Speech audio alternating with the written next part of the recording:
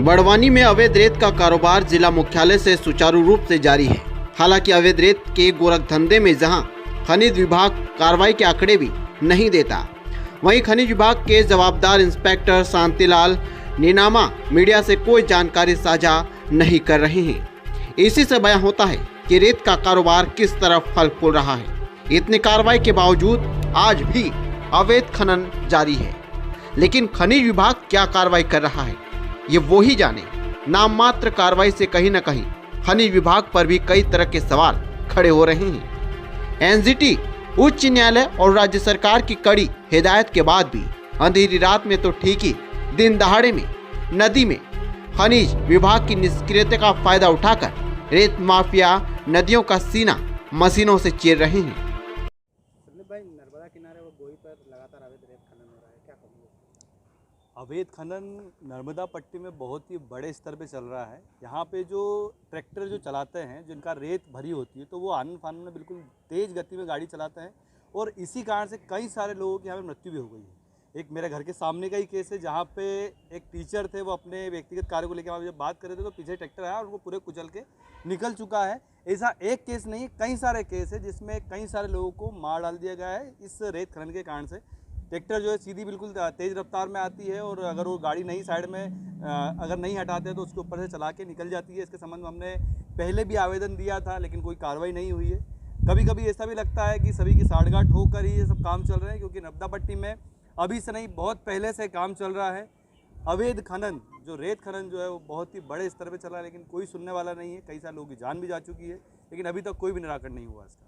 खनिज विभाग भी ध्यान नहीं दे रहा है। हाँ, बिल्कुल इस संबंध में हमने पहले ज्ञापन भी दिया था कि जो रेत खनन जो हो रहा है उसके संबंध में जानकारी ली जाए और उसमें कार्रवाई की जाए। अगर खनिज अधिकारी अगर जाते हैं और अगर वहाँ पे कार्रवाई करते हैं तो बिल्कुल ही ये जो अवैध खनन जो है वो रुकेगा, लेकिन ऐसा बिल्कुल भी हो नहीं रहा है।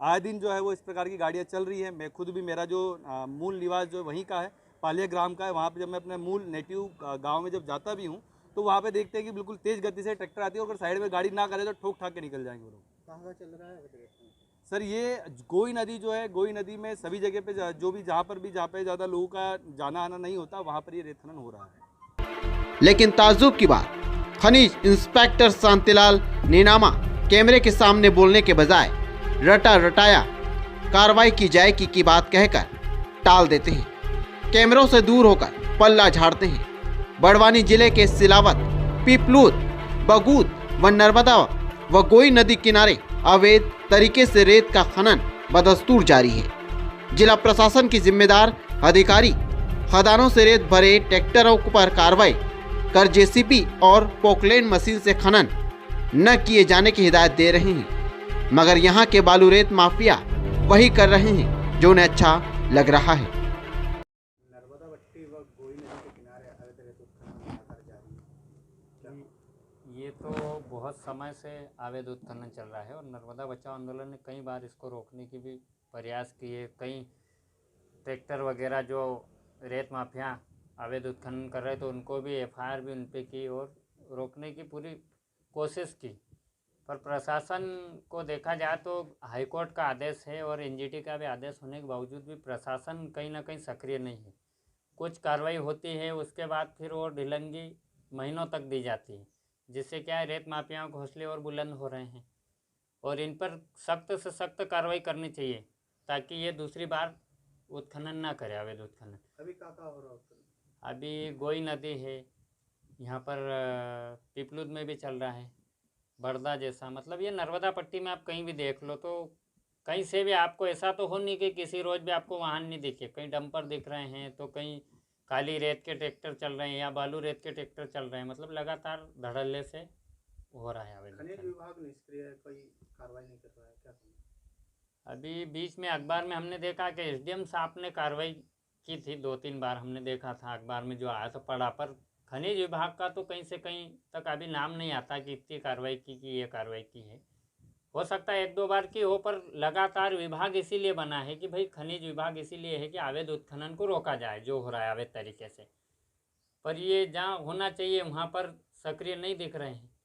भाई लगातार अगर धड़ल्ले से चल रहा है, बड़वानी से आप देखो तो सुबह 4 बजे से कहीं 10 से 12 या 15 ट्रैक्टर, मतलब एक एक आधे आधे घंटे के गैप में चल रहे हैं, तो उनको भी ज़िले से जब वाहन निकल रहा है, अवैध उत्खनन हो रहा है, तो वहाँ तो ये कार्रवाई कर सकते हैं। और यहाँ से 10 किलोमीटर गोई नदी है, 10 किलोमीटर 11 किलोमीटर पिपलुत गांव है, जैसे पेंड्रा है, बेलखेड़ा है, यहाँ पर जो हो रहा है तो ये आसपास ही ज़िले के कम से कम 15 किलोमीटर के राउंड में हो रहा है। तो ये कोशिश करके और अपने जवाबदारी और जिम्मेदारी समझ के ये कर सकते हैं कार्रवाई, पर क्यों नहीं कर रहे वो समझ में नहीं आ रहा है।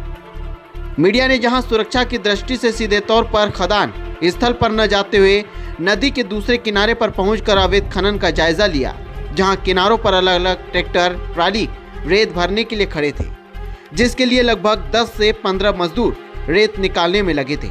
यही नजारा सिलावत की गोई नदी खदान पर देखने को मिला। बता दें, इन नदियों को खनन के लिए स्वीकृत ही नहीं किया गया, फिर भी बेखौफ खनन किया जा रहा है। संदीप नरगावे, जयस और पवन यादव नर्मदा बचाओ आंदोलन के कार्यकर्ता के अनुसार खनिज इंस्पेक्टर की सह पर इन खदानों से रेत का अवैध खनन निरंतर जारी है। वही गोई नदी से प्रतिदिन जहां माफिया 55 से 60 ट्रैक्टर ट्राली रेत भरकर ले जा रहे हैं। न्यूज इंडिया टीवी 9 बड़वानी से लोकेश दावदे की रिपोर्ट।